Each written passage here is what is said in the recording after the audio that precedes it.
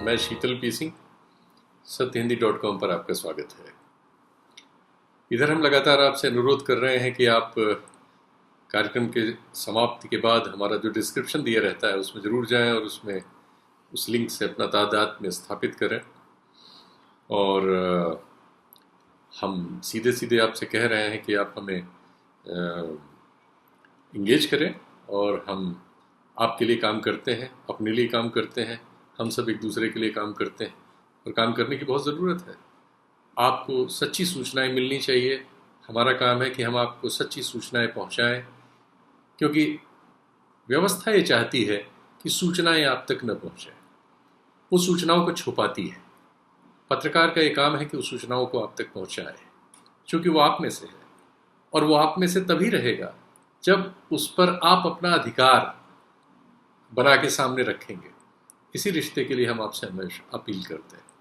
खैर, आज का जो कार्यक्रम है वो 2-3 ऐसी खबरों से उपजा है जो लगभग सारे अखबारों में कवर हुई हैं, लेकिन फिर भी आपकी भी नज़र गई होगी, सोशल मीडिया वगैरह पर आपने उस पर कमेंट किया होगा।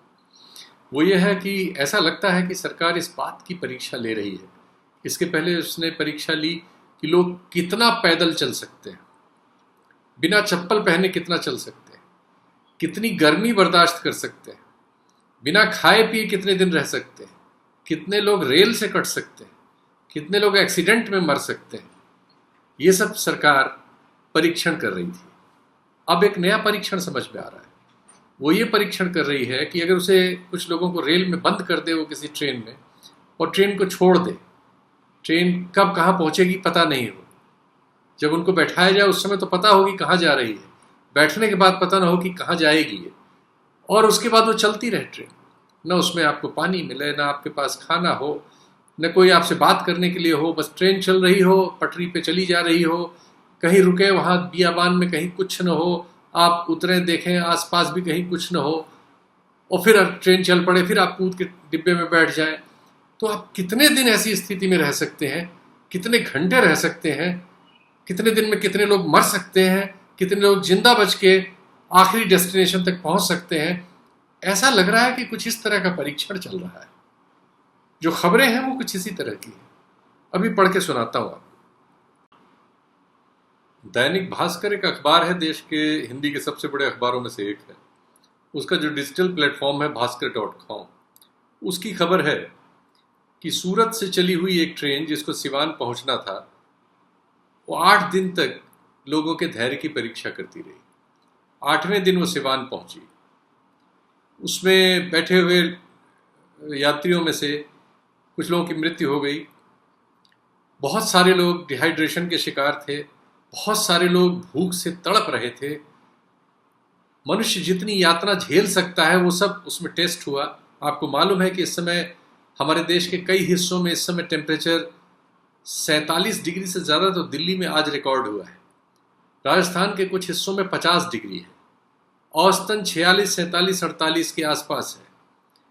तो इतनी गर्मी में ये बिना एसी वाली ट्रेन है, और इनमें एक लोहे की गाड़ी में लोगों को बंद कर दिया गया है, और उनको कहीं न पानी दिया जाएगा न खाना दिया जाएगा। एक आध बार कहीं उन्हें जानवरों की तरह कुछ खाने के ऐसे पैकेट जिसमें कुछ ब्रेड होगी, एक आध मिर्चा विर्चा होगा, कुछ भी दे दिया तो दे दिया, नहीं दिया तो भगवान की कृपा है, क्योंकि राम राज्य का मामला है और इसमें ये सब चलता है लगता है। तो इस तरह का परीक्षण किया जाएगा, और उसमें बच्चे भी होंगे, औरतें भी होंगी, बूढ़े भी होंगे, जवान भी होंगे, सबकी परीक्षा ली जाएगी। सबकी परीक्षा ली गई। बाद में रेलवे ने सफाई दी कि नहीं नहीं नहीं नहीं, ये 8 दिन वाली बात गलत है, 3 दिन वाली सही है। 3 दिन और कुछ और 3.5 मान लीजिए रेलवे की ये सफाई है। 8 नहीं था, 3.5 था। 3.5 दिन, एक पैकेट में 2 ब्रेड, 1 मिर्चा, एक पानी की 300 ml की बोतल, इतने में कोई आदमी 24 दूनी 48, 24 तियां 72, और उसके बाद 10-12 घंटे और करीब 85 घंटे इस प्राकृतिक स्थिति में जो आजकल है रह के दिखाना है उसको। ये परीक्षण सरकार करा रही है। देखिए, पिछली बार जो परीक्षण हुआ उसके नतीजे क्या निकले। एक लड़की जो अपने पिता को लाद के 1200 किलोमीटर साइकिल चला के पहुंच गई बिहार, अब देखिए सरकार ने उसको हाथों हाथ ले लिया। तो ऐसे करिश्मे करके दिखाइए, 10,000, 15,000, कुछ करोड़, कुछ लाख लोग इस तरह के कोशिश करें, एक लड़की उसमें से निकल आएगी, तो फिर एक लड़का लड़की कोई निकल आएगा तो उसको केंद्रीय मंत्री, कई विभाग, कई मुख्यमंत्री सब उसका पीछा कर लेंगे। तो ये सरकार कर रही है, ये प्रतिभा की खोज चल रही है दरअसल इस देश में। हम लोग अनायास इसकी आलोचना करते हैं, दरअसल ये प्रतिभा की खोज चल रही है। कुछ ऐसा ही लग रहा है। एक और खबर पढ़ देता हूं, एक दूसरे अखबार की है। एक अंग्रेजी का अखबार है द टेलीग्राफ, उसमें बनारस से खबर आई है, उनके संवाददाता ने लिखी है। इसमें चूंकि टाइम भी है तो आप जोड़ भी सकते हैं। ये ट्रेन 20 मई को चली शाम 7 बजे। इसमें पहुंचने की कोशिश में सुबह से ही वो परिवार लगा हुआ था जिसके बारे में खबर है। अपने चाचा के साथ एक लड़का है जिसका नाम है रवीश यादव, और जौनपुर में मछली शहर के लोग रहने वाले थे। और 20 मई की शाम 7 बजे ये ट्रेन बम्बई से चल पड़ी। सुबह से लोग 20 मई के तो सुबह से ही तैयार थे ट्रेन में जाने के लिए। पहले इनको पुलिस को बहुत जगह क्रॉस करना पड़ा, इंतज़ार करते रहे, फिर समहाउ सफल रहे, ट्रेन में बैठ गए। शाम 7:30 बजे चली ये ट्रेन, जो है 23 मई को दोपहर बाद पहुंची है यहाँ मुगल सराय बनारस। उसके बाद फिर वहां से वो आए, जब वो मुगल सराय तक पहुंचे तो बीच में उसका जो चाचा नाम था उसका जोखन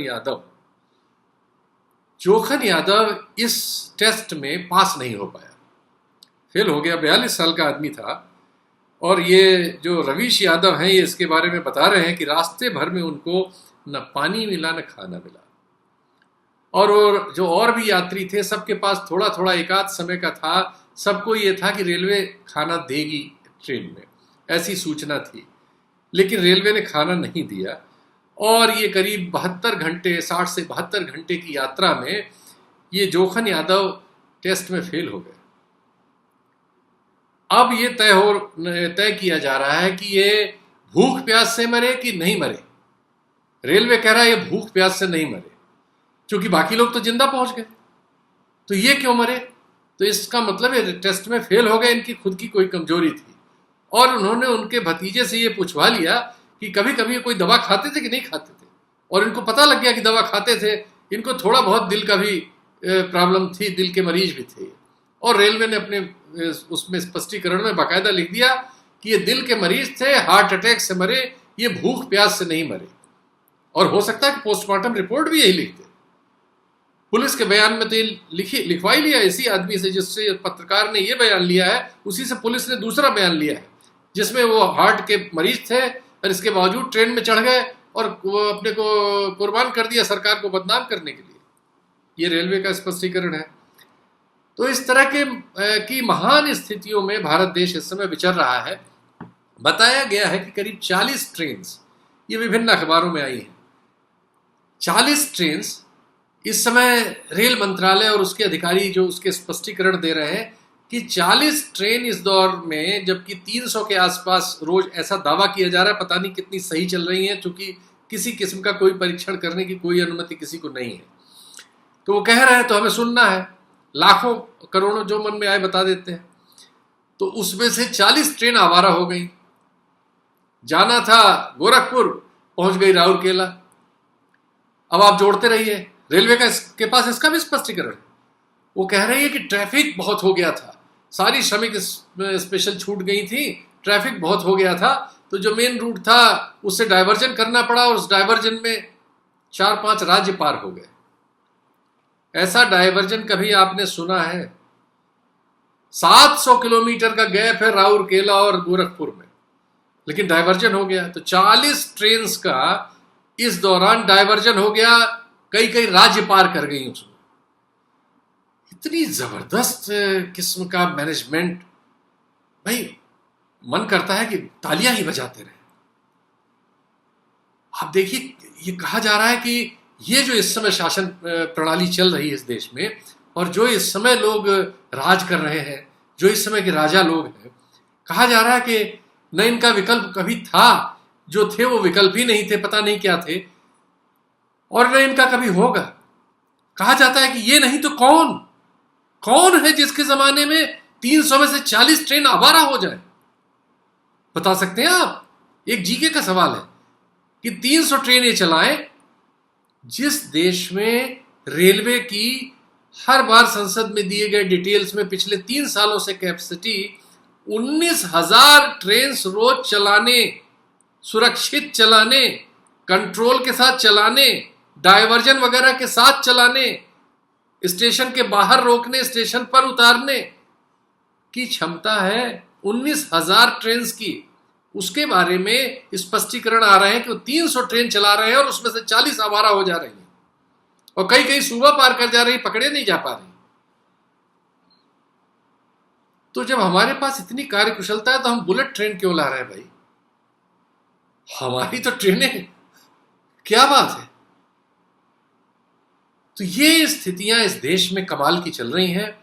और इसमें अब इस रिपोर्ट को करते समय जब मैं शुरू कर रहा था तो समझ में नहीं आया कि इसमें हंसे या रोएं, इस रिपोर्ट को पेश कैसे करें, समझ ही में नहीं आया। ये हुआ कि अगर मुंह बना के करेंगे तो ये होगा कि भाई आप हर खबर जो है सरकार के खिलाफ ऐसे करते हैं, आलोचना ही में करते हैं। तो ये खबर मैंने इसलिए तारीफ की कोशिश में पेश की कि दरअसल ये जो कुछ भी हो रहा है ये एक कार्यकुशलता का एक तो परीक्षण हो रहा है, दूसरे मनुष्य की क्षमता का परीक्षण हो रहा है। इस समय ये हमारी जो मौजूदा निजाम है ये मनुष्य की शारीरिक सामर्थ्य का परीक्षण कर रहे हैं। अब इसका उपयोग कहाँ करेंगे वो भविष्य में बता देंगे, किसी मन की बात में आप सुन लीजिएगा। किसी दिन हो सकता है हम लोगों के सामने आ जाए कि ये किया और इसके नतीजे निकले, रत्न पैदा हुए। तो इस कार्यक्रम का अंत करने के लिए और कोई दूसरा बेहतर विकल्प नहीं हो सकता था कि मैंने उन लोगों को चुना, कुछ ऐसे वीडियोस चुने जो आप देखिएगा और मान लीजिएगा कि कार्यक्रम खत्म है। वो ये है कि जिन्होंने सरकार के इस नैतिक अभियान को असफल करने की कोशिश की, भूख प्यास बर्दाश्त नहीं कर पाए और इस तरह की हरकतें की जैसा आप देखेंगे भी। उनको बर्दाश्त करना चाहिए था लेकिन उन्हें मौका लग गया। तो देखिए, भारतीय हैं, यही सब करते हैं। तो आप इसको देख लीजिए और मुझे इजाजत दीजिए। बहुत बहुत धन्यवाद। नमस्कार।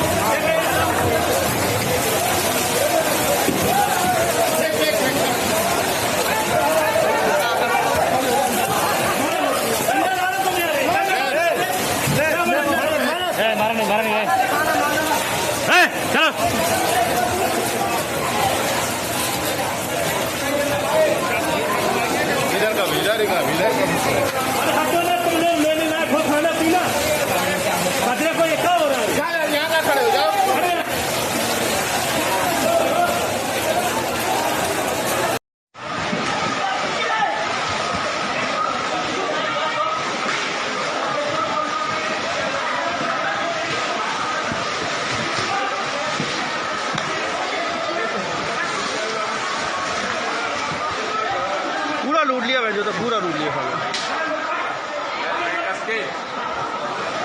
ठीक है। सत्य हिंदी के और वीडियोस को देखने के लिए हमारे YouTube चैनल को सब्सक्राइब करें और सीधे नोटिफिकेशन पाने के लिए बेल आइकन दबाएं।